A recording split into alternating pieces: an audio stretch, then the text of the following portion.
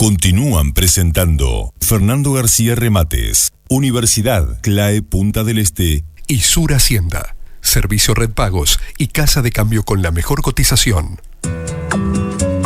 NNC Consulting, asesoramiento en inversiones financieras, representante de Sociedad de Bolsa para la región este del país. Consultas e información por el celular 099-386-492. NNC Consulting presenta en frecuencia abierta la opinión económica del economista Mauro Mendiburu. Mauro Mendiburu, buen día, ¿cómo estás? Hola Jorge, buenos días, ¿todo bien? Todo bien aquí, como cada miércoles, esperándote para hablar de economía. Bueno, hoy tenemos los datos del Banco Central de la evolución de la economía uruguaya en el segundo trimestre de este año, pero antes un poco recalcar un poco las novedades. La semana pasada hablábamos del tema del precio del barril del petróleo, decíamos que esta semana ya lo íbamos a ver por encima de $90, y así fue. Ayer estuvo a 91, 92 dólares. Hoy está abriendo a $90,60 el barril, entrega en octubre. Bastante por encima de lo que teníamos la semana pasada y el mes pasado. Y esto señala que de mantenerse, bueno, vamos a tener suba de combustibles a fin de mes de septiembre, ¿verdad? A principio de octubre, lo cual parece ya un hecho, porque como venimos diciendo ya casi hace 3 o 4 charlas, hay una presión al alza del precio fruto de las restricciones de la oferta. Veníamos hablando de eso, se mantiene y ya está por encima de los $90. Vamos a ver hasta dónde llega. Sí, el otro dato, la otra noticia que fue de ayer, bastante interesante también, por lo menos con la consecuencia que puede generar a mediano plazo.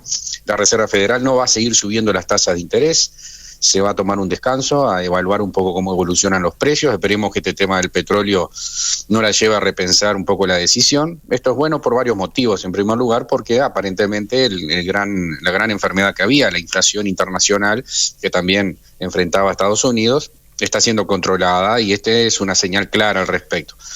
Y en segundo lugar, porque implica estabilidad en el sistema financiero. A principios de este año habíamos tenido un terremoto financiero en Estados Unidos, fruto de la suba de las tasas de interés. Bueno, se superó muy bien, muy acertadamente por parte de la Reserva Federal, y bueno, a partir de ahora daría la impresión de que el mercado financiero se empieza a estabilizar.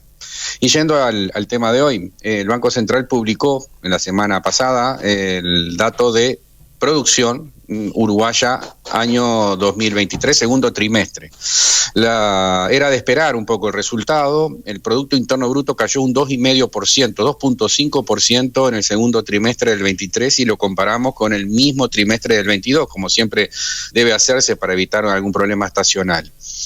De los últimos 4 trimestres, o sea, del último año, los últimos 12 meses, durante 9 meses se registraron caídas del producto, o sea, ha sido importante, lo cual refuerza un poco el concepto de lo débil que está la economía uruguaya post pandemia. O sea, no estamos ni por asomo en un sendero de crecimiento estable. Y si uno mira la interna y la explicación de esta caída del 2,5% en este segundo trimestre del 23, ve que tiene nombre y apellido. El sector agropecuario cayó un 27,4%, energía, gas y agua, la producción 11,8%, los dos vinculados directamente al tema sequía, algo que en principio ya se empezaría a superar. Y luego tenemos algunas cosas que se veían venir también. El fin de la construcción de la planta de UPM, está reportando el sector productivo construcción una caída del 6,6%. El comercio también cayó un poquito menos, 1,8%, la industria 1,7%, la industria vinculada más que nada al sector agroexportador, en donde vemos una caída importante. Desde hace un año estamos viendo caída de las exportaciones, primero por el efecto de la carne, la caída de las exportaciones de carne, que ya la hemos anunciado en reiteradas oportunidades, luego se sumó la sequía con la soja. Del lado de las exportaciones, la caída de este trimestre fue el 1,9%.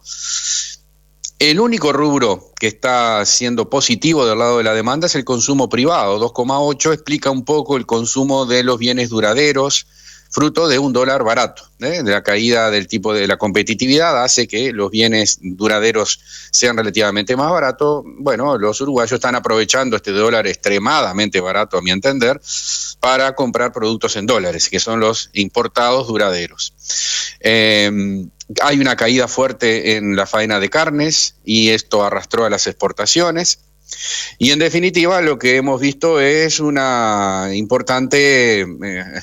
ajuste importante del sector productivo que, repito, en parte se va a revertir en los próximos meses con la sequía, el fin de la sequía, y hay otras que están quedando en suspenso, ¿no? El tema de los frigoríficos y de las exportaciones de carne, si bien se lenteció la caída siguió existiendo. Y a propósito, interesante lo que está publicando Uruguay 21 con respecto a las exportaciones. El 65% de lo exportado, o sea, de las exportaciones de nuestro país, casi 2 de cada 3 dólares que se exportan, los realizan empresas extranjeras que han invertido en nuestro país. Y en cuanto a los principales rubros de exportación, la situación es más fuerte todavía. El 70% de la carne vacuna exportada de los frigoríficos son de empresas brasileñas fundamentalmente. El 70% de la soja exportada son de empresas francesas, chinas y norteamericanas.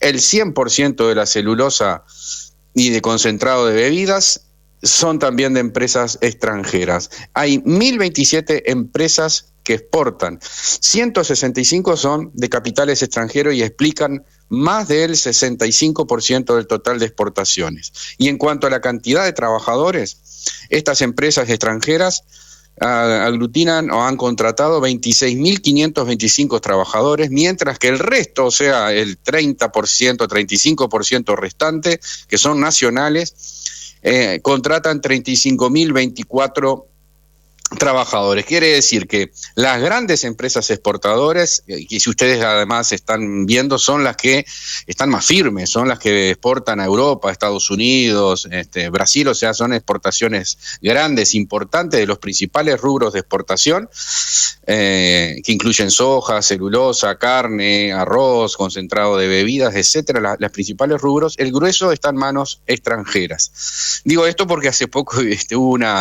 toda una discusión con respecto a una empresa brasileña que quería comprar 3 frigoríficos locales. Bueno, en definitiva no hay que asombrarse mucho porque ya las exportaciones de los frigoríficos están fuertemente en manos de extranjeros. Sería una perla más en el collar, quizá completando y aumentando aún más este porcentaje fuerte que hay de exportaciones de empresas extranjeras, pero la tendencia está muy clara. También hay que preguntarse por qué es tan difícil para las empresas uruguayas poder enfrentar exportaciones. Y esto tiene nombre y apellido. Son pequeñas y medianas empresas que, entre el dólar barato y la dificultad que implica las exportaciones, hacen muy difícil realizar estas operaciones. Situación que los números bastante claros son al respecto, Jorge.